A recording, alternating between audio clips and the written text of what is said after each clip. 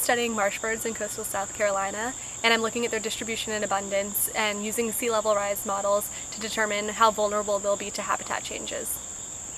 A lot of marsh birds are stressed and vulnerable to changes in sea level rise, coastal development, and storm severity. So we're looking to find areas that are critical for conservation for these secretive species. We are using call playback surveys. We broadcast bird vocalizations throughout the marsh and we listen for them to call back. A lot of these birds are very secretive. They're not often seen, but they're heard. And so this is the best way to go about surveying for them. Baruch is a great resource for graduate students. I hope that more people come down here to do research, and I think they're expanding a lot and creating a lot of great opportunities for Clemson students. I really enjoy working at Baruch. The people are great. The housing is wonderful. It's been really easy to work with the people. I've been stuck on a sandbar in the middle of the marsh, and I've had one of the professors come to my aid and bring water and snacks. So they've been extremely helpful in all aspects of my research.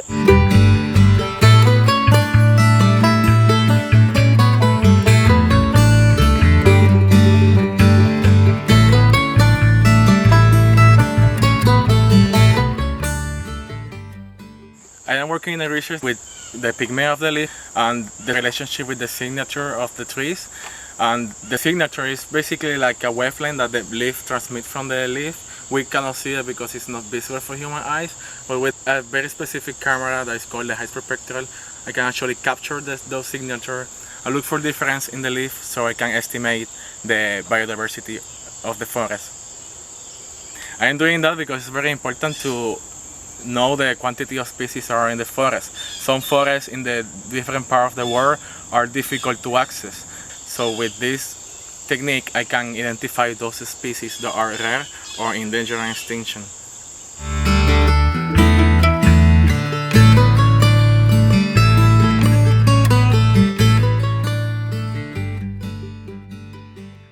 I have several research projects underway, including a project I just recently started that is funded by the U.S. Geologic Survey.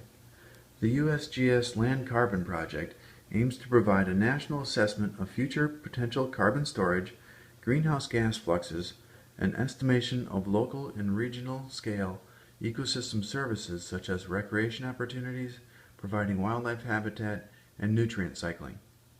The goal is to guide the management of lands owned by the Department of the Interior, and my study site is located in Great Dismal Swamp National Wildlife Refuge in Virginia. The Dismal Swamp has 112,000 acres of forested wetlands that have been mostly drained via extensive ditches in order to provide land suitable for settlement and to harvest large tracts of Atlantic white cedar. The loss of cedar and lack of water cause the peat soils to literally evaporate as a result of decomposition of this primarily organic soil. The logging, draining, and loss of peat drastically changed how the Dismal Swamp functions as a wetland, and my colleagues and I are studying different forest types within Dismal Swamp in order to evaluate the amount of peat that has been lost, carbon cycling, greenhouse gas release, rates of peat formation, nutrient cycling, growth rates of different trees, and effects of fire management so that refuge staff can better prescribe and evaluate their water management practices in those areas. This research is very applied with the primary goal of guiding the refuge so they can more effectively restore key areas with Atlantic white cedar habitat.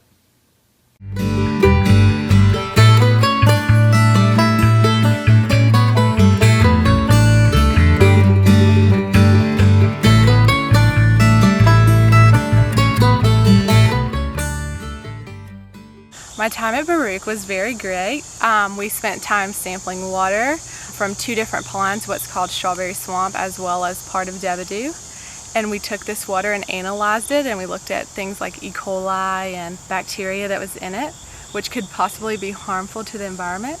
I also did hydrology. We looked at the stormwater that flowed through Cary, North Carolina, because it was actually causing a lot of problems and erosions throughout the town. We spent mostly every day outside. I absolutely love being outdoors, and we got to see a lot of wildlife and experience new things that we never have before, such as connecting what we learn in the classroom to being in the field. And it really solidified my choice to be a biosystems engineer because I absolutely love my time at Baruch, and it definitely changed the way I thought and made me a little bit more excited about graduating.